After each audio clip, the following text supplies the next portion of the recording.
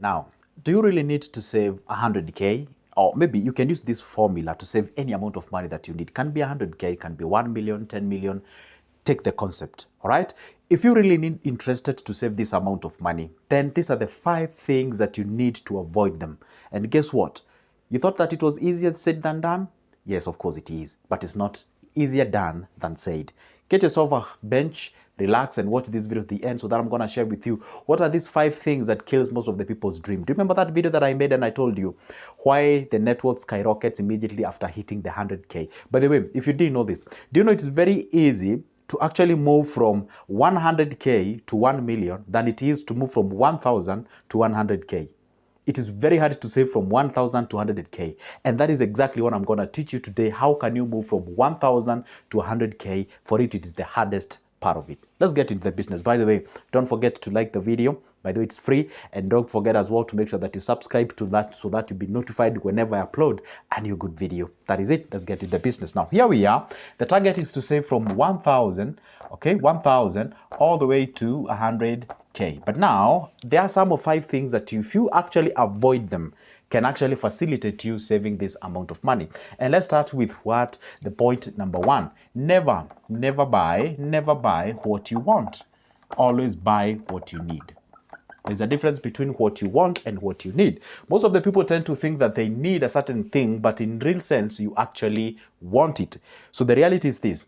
Always avoid buying that what you need, but buy that, or rather buying that what you want, but buy that what you need. What am I trying to say? Whenever you classify things into needs and wants, therefore, it makes you to focus your money into necessary and unnecessary things. For example, if you focus on buying what you want, this is when you buy the things, we call them the unnecessary things, okay? They make you happy, they are okay, there is nothing wrong having them, but either you buy them, they are unnecessary things, or you buy them at what? At a wrong time. You get what I'm saying? Because you can buy a right thing at a wrong time.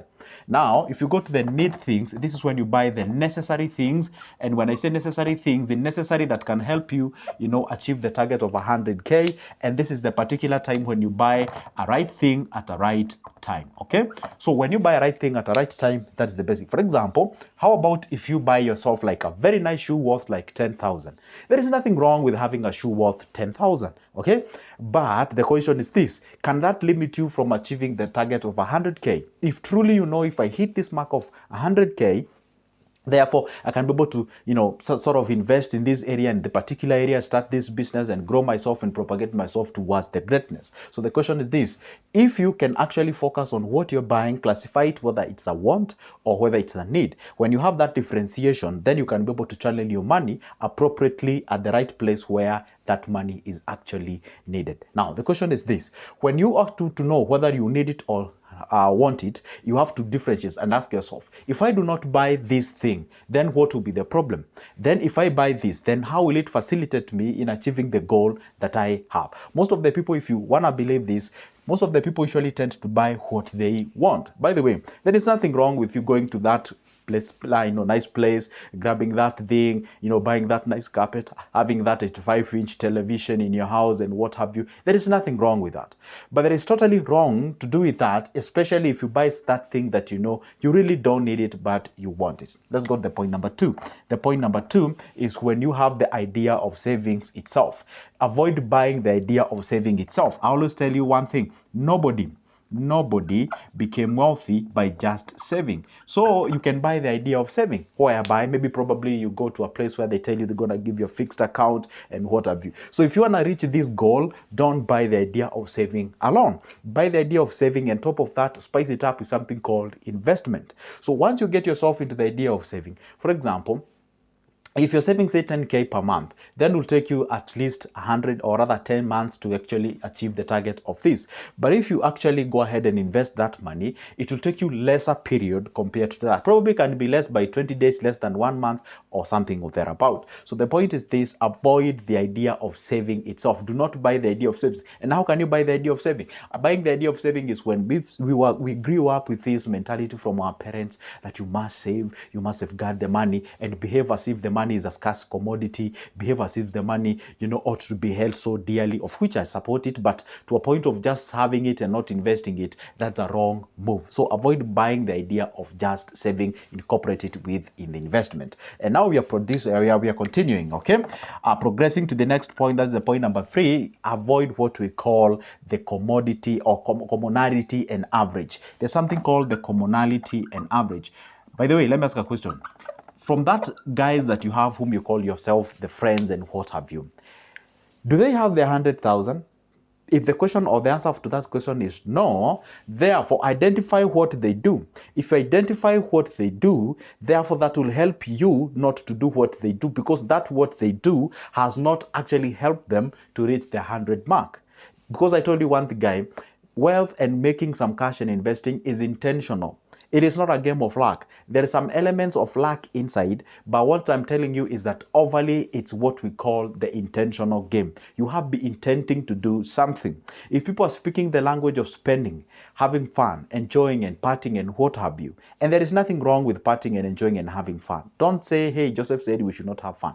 We should have it. But what I'm saying is that we should organize ourselves before having the fun, rather than have the fun, then regret later. So avoid the language, or avoid buying the language of commonality and the average. Somebody's telling you, do this, do that. How do they even know that's what you need in your life? Because what happens is that we have the internal and external factors. And most of the people are driven by the external factors, whereby you realize that your parents are telling you to do that, and that's what they're telling you to do. It is exactly what they did, and what they achieved as a result, it is not pleasing you. Then why should you do exactly that? For example, let's give an idea of buying a land. Let's say, for God's sake, the first time you've met or gotten your first $1 million bob, and now this is $1 million bob that you're having.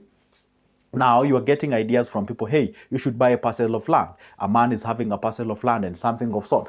But as of now, you really don't need that land. You need to grow this money. You need to invest this money. You need cash flow. You really need money coming in. You need an asset to generate some cash for you, so that in future you can turn back and say, you know what, now that I'm having systems of that bringing in some cash into my pocket, now I can acquire the asset, actualize me owning a home, buying a car and moving from the other point to the next. But now if you just go ahead and buy the commonality and the average mentality that will be saved or be shared with you by either your friends, your relatives, your father, your mother, whoever, or your brothers and sisters, that will actually lead you into what we call the average. And I always tell people, if you would like to know how to be average in life, just do what the majority do. And if you do exactly that, you're gonna end up with them. And don't be surprised if you end up like them. But if you do differently from what they do, simply means that you're trying to carve your own way, try to step out. And there are some consequences that comes with that. The moment you become different from the majority, number one, they say you're proud. Number two, they say you are arrogant and all those kind of things. But for sure, it is this. The moment you step aside from the common pathway, then it means that you stand out and you can be able to see things in a different perspective. So avoid buying the average mentality, average look about life and all those kind of things. That way you can be able to propagate yourself, have what we call the purchasing power, then you can thrust yourself as far as the investment is concerned. You know why I'm sharing this? I know you expected some commodities. Don't buy a car, don't buy this, don't buy this. These are not specific items. These are specific conditions and situation that leads you to buying those items. For example, if I tell you don't buy what you want, buy what you need. Do you know what that means? It simply means now you have some cash that you earn per month. Let's say 30 or 20 or whichever the amount of money. Now, a want is to go out with your friends and drinking and doing all those kind of parties. There's nothing wrong with them, but as of now, it is not a right move. It's buying a right thing at a wrong time. Now, when you actually say buy that thing that you need, you can actually buy your food, buy your shelter, and make sure that you dress yourself, and at least support one or two people who really matters to your life and they need and they deserve your help. Then the other chunk of cash, channel it towards an investment, because the goal is 100,000. So that concept that I'm giving you, it will help you to identify some of the things that, for example, if I go ahead and share with you some of the things that you should not buy, I'm telling you this board will be filled without even having a quote of them.